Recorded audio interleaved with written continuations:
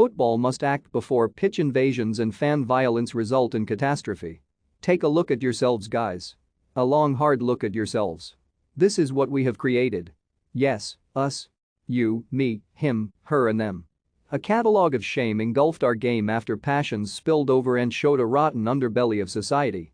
Behavior at football is a reflection upon all of us, and that view back from the looking glass is not a pretty one. To recap, we've had the following this week. A octogenarian Luton Town fan was left with blood pouring from his head after being hit by a coin during Huddersfield Town's playoff final semi-final victory. Hatters boss Nathan Jones was accosted afterwards by a mum and her son.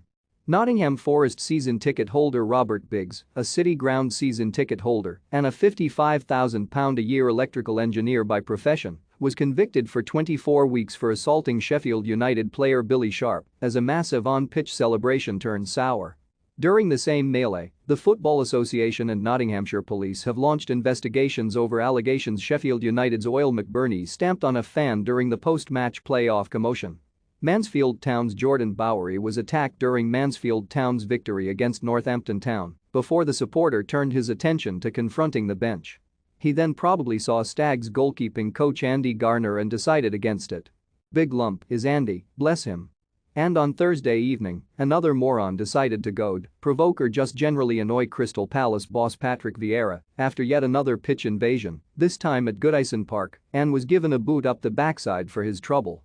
Running concurrently to that, Port Vale and Swindon Town fans indulged in a seat-swapping exercise, lobbing heavy bits of plastic at one another before the Robins players fought their way back to their dressing room. It's a potent cocktail. If you add alcohol, temperate weather, packed stadia and heightened football excitement together, what do you get? All hell breaking loose by the look of it.